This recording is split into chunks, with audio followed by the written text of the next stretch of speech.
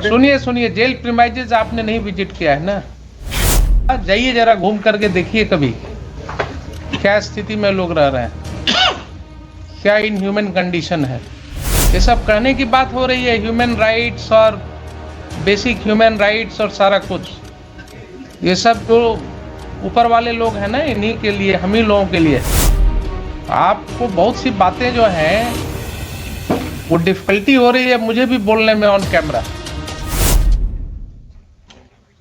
आपके एसएसपी को क्या इंफॉर्मेशन है कि ये 24 साल के बाद जेल से निकल करके फिर से क्राइम में इन्वॉल्व हो सकते हैं? लिख दिया। ये तो किसी भी व्यक्ति के बारे में वैसे ही भी बोला जा सकता है। जब सकने वाली क्रिया में आप जाइएगा।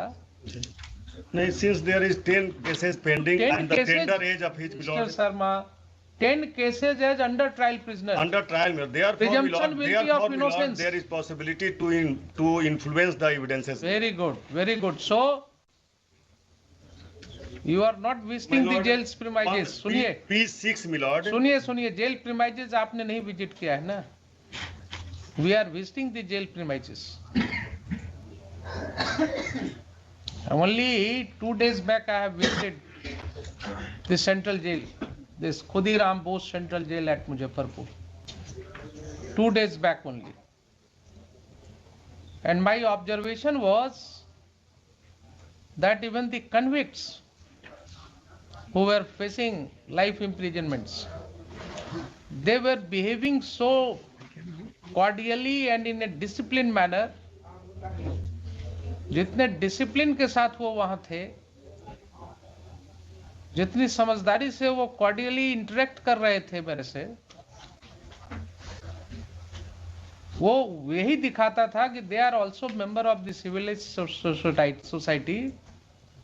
दे must have fallen prey to the circumstances. और सुनिए, उसमें हमने देखा 23 जुवेनाइल्स रिपोर्ट हुए जेल में, जिनका केसेस मैं एग्जामिन करवा रहा हूं अभी। एंड एक बच्चे ने ये कंप्लेंट किया कि साहब, how after arresting me I have been brutally assaulted. And उसका फोटोग्राफ्स मैंने निकलवाया जेल सुपरिटेंडेंट से। Then his complaint was lost. All these happened in presence of the SSP and jail superintendent. 2 दिन पहले की घटना आपको बता रहा हूं। तो आप जितनी आसानी से क्रिमिनल समझ लेते हैं लोगों को। हुजूर प्रभु जी अगर नहीं सुने, इनका माफी के ऑफिसर साथ। तो प्रधान राष्ट्रपति का भाषण सुना होगा ना। जेल का कंडीशन कहा था राष्ट्रपति ने अभी 1 वीक पहले। जी, ऑफिसर सुने आप होंगे, नहीं समझ सुने। सकते हैं। आपको बहुत सी बातें जो हैं वो डिफिकल्टी हो रही है मुझे भी बोलने में on camera, because it will go to the people domain. जो स्थिति हमने देखा, ये सब कहने की बात हो रही है, ह्यूमन राइट्स और बेसिक ह्यूमन राइट्स और सारा कुछ। ये सब जो ऊपर वाले लोग हैं ना, इन्हीं के लिए, हम ही लोगों के लिए है ये सब राइट्स।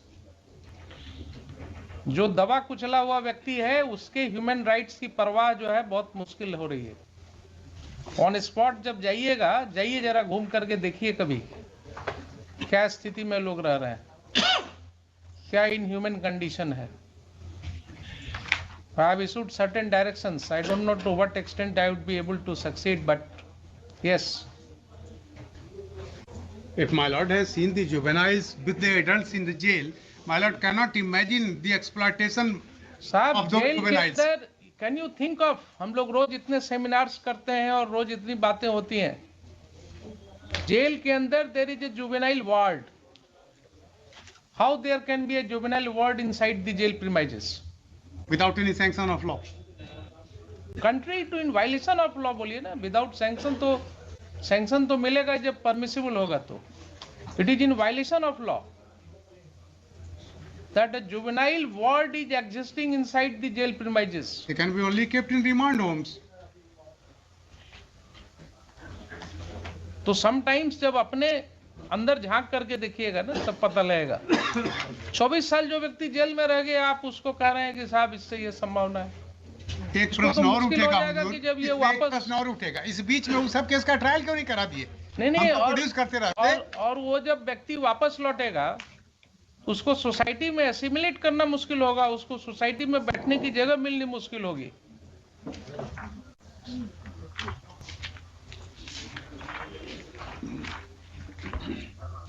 पढ़िए, बहुत सी किताबें हैं इस पर रिसर्च।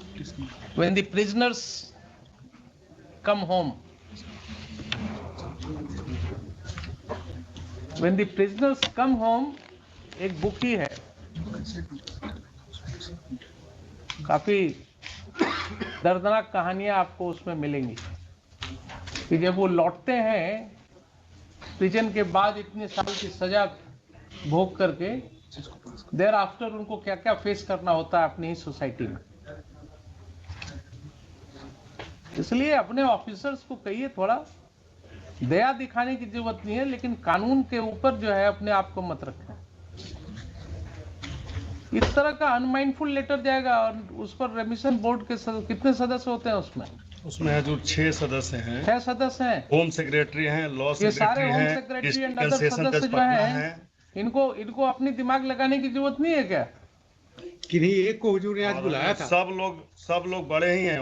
मतलब ये होम सेक्रेटरी हैं, लॉ सेक्रेटरी हैं, डिस्ट्रिक्ट एंड सेशन जज पटना हैं, सब दस्तखती करने वाले हैं। प्रोबेशन हैं, आईजी प्रिजन हैं, और सबको अपने परवाह है, सब बड़े लोग हैं, वे बड़े लोग हैं, दस्तखत करने की जरूरत है सिर्फ। अदरवाइज अगर इतना माइंड लगा लिए होते इसमें और एक बार पढ़ लिए होते 10 मिनट ठहर करके, तो ये आदमी रिलीज हो गया होता।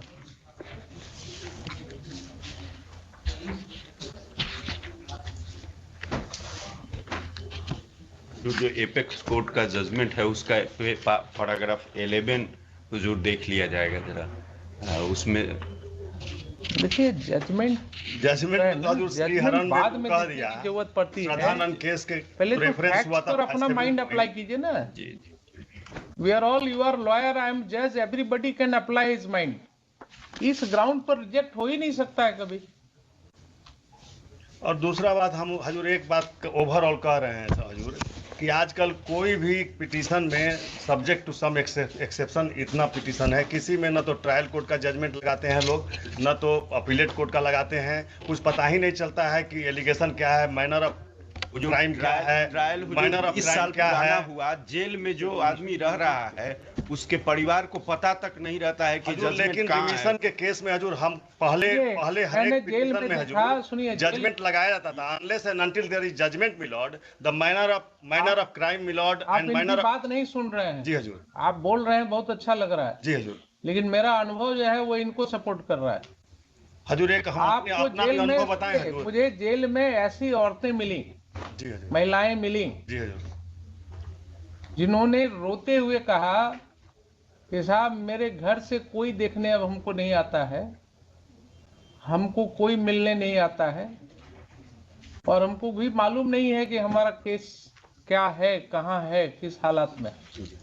हुजूर के यहाँ एक लेकिन वो petitioner भी है, हजूर हुजूर भूटन पासवान आपके पास आई तो कोई ना कोई तो पैरोकार होगा ना हजूर। आप हुजूर नहीं प्रभु जी समझ के लिए पाइए। मुझे सम्मान है, रेमिशन बोर्ड में अगर जजमेंट नहीं रहता है कन्विक्शन का, तो ये दफा कैसे लिख देते हैं कि 376 में है, 302 में है। वो भी हजूर जेल अथॉरिटी के पास सिर्फ हजूर कुछ नहीं है, तत्काली रिपोर्ट जाता है जिसमें कि दफा रहता है और रेमिशन बोर्ड के सामने क्या जाता है? योर क्लर्क्स जाएगा ना योर जजमेंट। क्लर्क्स एंड किरानी जार, योर